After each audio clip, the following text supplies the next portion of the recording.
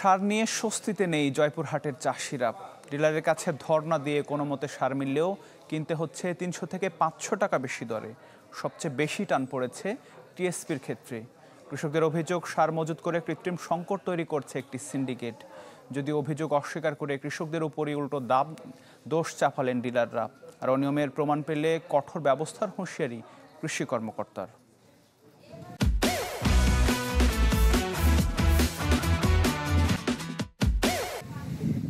চলছে আমনের মৌসুম, এরপরই শুরু আলুর আবাদ। ফসলে ভরা মৌসুম চললেও সার নিয়ে সংখ্যা কাটছেই না জয়পুরহাটের চাষিদের।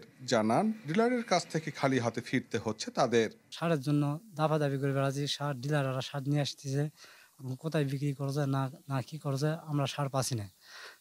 যা তো পাচ্ছি দাম বেশি। ওই সবুজের দোকানে গেছিলাম, সবুজ নেয়, আর বউ বললো যে সার নাই, সার আনতে গেছে। পরের দিন আবার গেলাম, সার আসেনি। কৃষকরা যেন সবাই সার পায়, কেউ যেন মজুত করে রাখতে না পারে। কৃষকের অভিযোগের সাথে একমত নন ডিলার আর খুচরা ব্যবসায়ীরা। উল্টো দোষ চাপালেন কৃষকের উপরেই।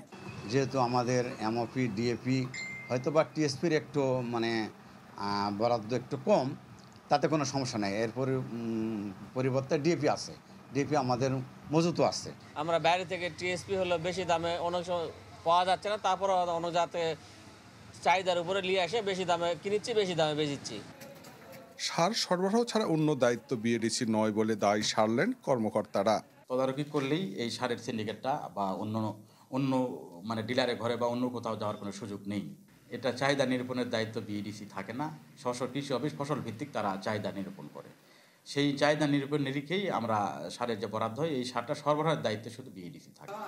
যদিও সার সিন্ডিকেটের বিরুদ্ধে ব্যবস্থা নেওয়া হচ্ছে বলে দাবি কৃষি কর্মকর্তার। ডিলার যখন আমাদের কাছে জানাই নাই সার আনার বিষয়টা, আমরা সেভারাল টাইম তার সাথে যোগাযোগ করেছি, সার আসছে না কেন, সে সার আনতেছে। এই বলার পরে আমরা গুদামে গেছি, গুদামে সার না আসার কারণে আমরা অলরেডি তাকে শোকজ করেছি। বিষয়টা নিয়ে আমরা আগামী মাসের সার্ভিস মনিটরিং কমিটির মিটিং করে তার বিরুদ্ধে আইনগত যা ব্যবস্থা নেওয়া যায় ব্যবস্থা নেব। কেউ যদি বেশি দামে সার বিক্রি করার চেষ্টা করে বা কৃষককে প্রতারিত করার চেষ্টা করে বা কোনো ধরনের হয়রানি করার চেষ্টা করে, আমরা কৃষি বিভাগ থেকে তাৎক্ষণিকভাবে ব্যবস্থা নিচ্ছি যাতে কৃষক কোনোভাবেই ক্ষতিগ্রস্ত না হতে পারে। আমরা কয়েকটি অভিযোগ পেয়েছি, এই অভিযোগগুলোর বিষয়ে তদন্ত হচ্ছে এবং তদন্ত সাপেক্ষে প্রয়োজনীয় ব্যবস্থা গ্রহণ করা হবে।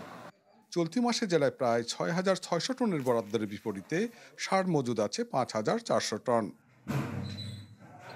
হারুনুর রশিদ, চ্যানেল 24, জয়পুরহাট।